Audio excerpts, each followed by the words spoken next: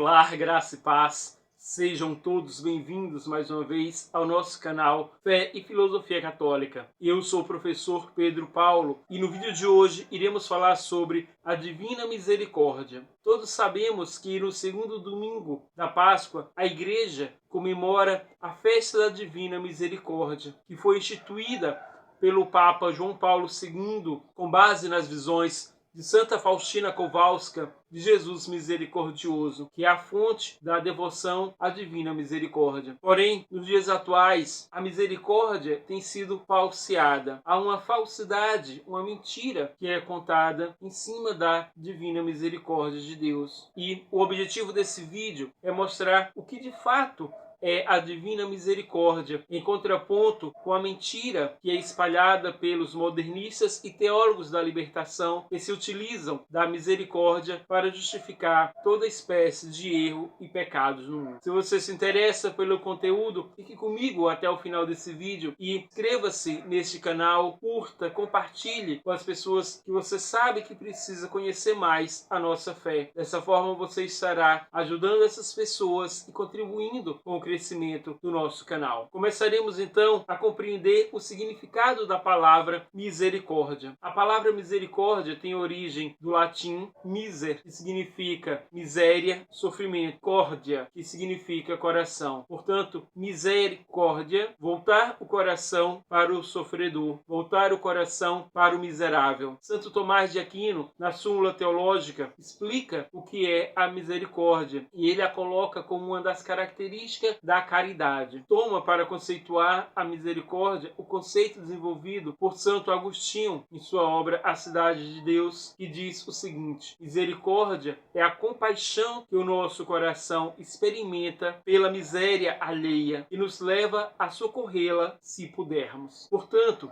partindo desse conceito de misericórdia, compreendemos bem o que ela significa. Chegamos à conclusão que o maior ato de misericórdia foi a encarnação de Jesus Cristo. Ele, sendo Deus perfeitíssimo, se aproxima da miséria humana, dos sofrimentos humanos e se faz um conosco para nos resgatar e nos libertar dessa condição de miséria e sofrimento que é fruto do pecado. Pois a maior miséria, o maior sofrimento humano é o pecado. O pecado é a fonte de todos os nossos sofrimentos. Jesus exerce sua misericórdia para conosco, pois ele veio nos resgatar do domínio do pecado. Por isso, São João Batista o apresenta como o Cordeiro de Deus que tira o pecado do mundo. E nós repetimos essa frase em todas as celebrações da Santa Missa, direcionando essas palavras ao Santíssimo Sacramento, pois na missa se renova o sacrifício da nossa redenção realizada por Jesus Cristo.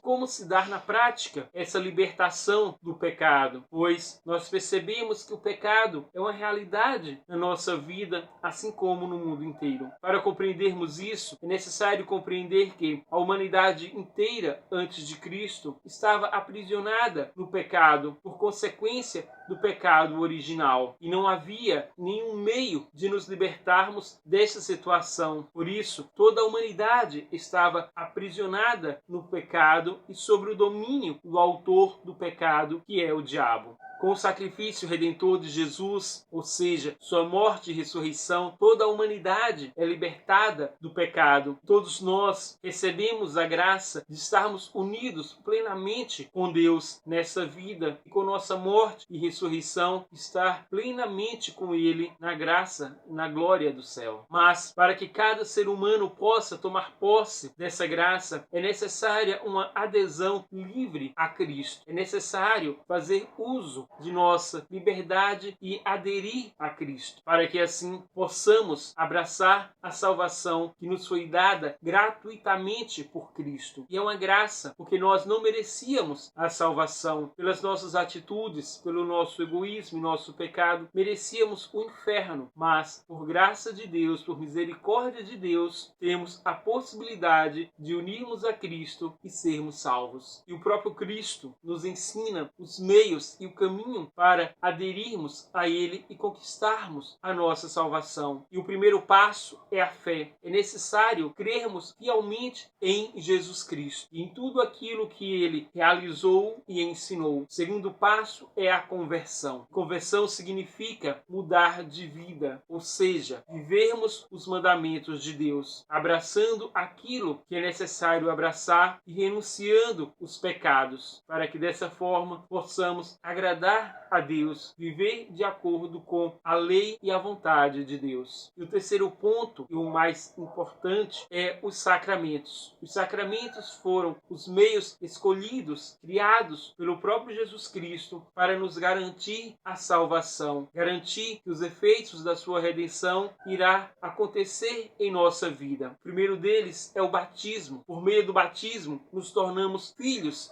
de Deus, membros do seu corpo místico, que é a Igreja. Com a crisma, recebemos o dom do Espírito Santo, que nos ensina e nos fortalece para que possamos permanecer sempre na graça de Deus. E na Eucaristia temos a presença real de Jesus Cristo em nossas vidas. E Ele cumpre assim a sua promessa: eis que estarei convosco todos os dias até o fim do mundo. Com a confissão, recebemos a graça de, quando cairmos, sermos reerguidos com o perdão de Deus e continuarmos a nossa caminhada de conversão rumo à santidade. Com a unção dos enfermos, temos o sacramento para a cura do nosso corpo e de nossa alma. Temos também o sacramento do matrimônio, qual, unindo o homem à mulher, temos a graça de participarmos do mistério da criação, quando geramos novas vidas. Também o mistério da salvação, quando conduzimos nossa família para o céu. Por fim, o sacramento da ordem, que é a transmissão da missão de Jesus para a Igreja, por meio dos sacerdotes ordenados,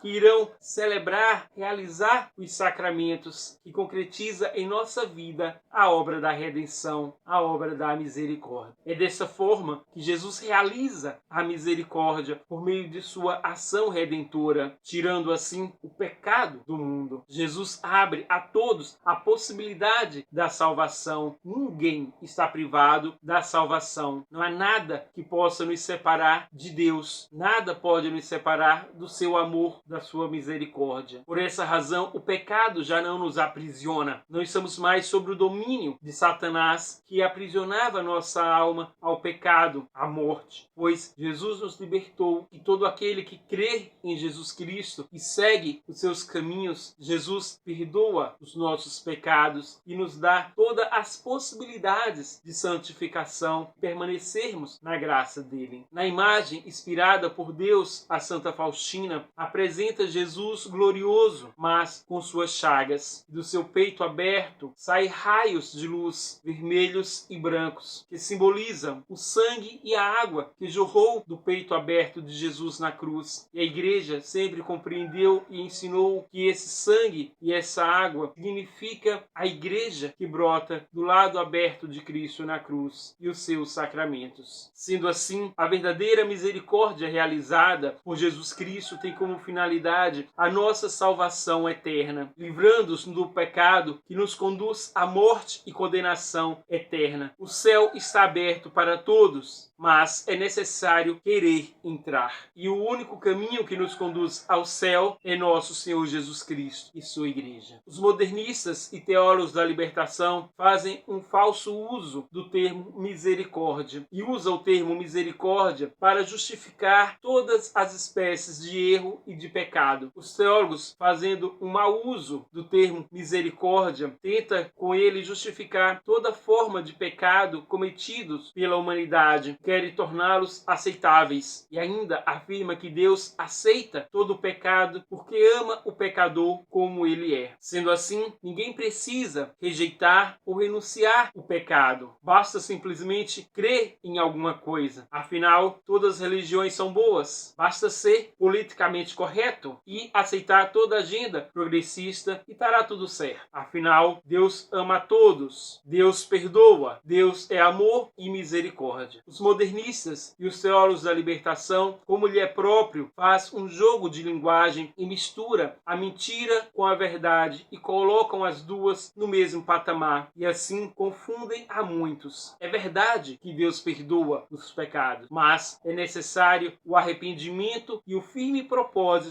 de não mais cometê-los. É verdade que Deus ama o pecador, mas odeia o pecado e por amor ao pecador quer que ele abandone o pecado, pois o pecado o conduz para a morte eterna. Pois se permanecermos no pecado, continuaremos ofendendo e rejeitando a Deus, rejeitando assim a sua misericórdia. E se um pecador morrer nessa condição de pecado grave, pecado mortal, não poderá entrar no céu e de fato irá para o inferno, não por vontade de Deus, mas por culpa própria, por fazer mau uso de sua liberdade e rejeitando a misericórdia de Deus que lhe foi dada. A misericórdia de Deus é plena e ele deu a todos a possibilidade da salvação. Basta querermos, basta aderirmos à vontade de Deus e até o último instante de nossa vida podemos aderir à misericórdia e o amor de Deus. Quanto a nós, devemos ser misericordiosos uns para com os outros, assim como Deus foi misericordioso para com cada um de nós. E como igreja, devemos anunciar a salvação e pregarmos a verdade, para que todos conheçam verdadeiramente a Jesus Cristo e mudem de vida. Devemos amar profundamente cada ser humano e jamais antecipar a sua condenação, pois até o último suspiro ela terá a oportunidade de se abrir para a graça de Deus e ganhar o céu. É assim que Deus olha para cada um de nós. Ele vê os nossos pecados, quer e deseja que o abandonemos de uma vez por todas. Mas quantas vezes nós insistimos nos nossos erros, nos nossos pecados e continuamos ofendendo a Deus. Mas Ele quer nos dar a graça de permanecermos fiéis a Ele e nos dar todos os meios de vivermos na sua graça. Devemos, portanto, lutar primeiramente pela nossa conversão e também pela conversão uns dos outros. E lembrando sempre, sem jamais condenar o outro, porém, sem medo algum, denunciar o pecado. Esta é a nossa reflexão de hoje. Obrigado por nos acompanhar até aqui. Fiquem todos na paz de Deus e aquele abraço.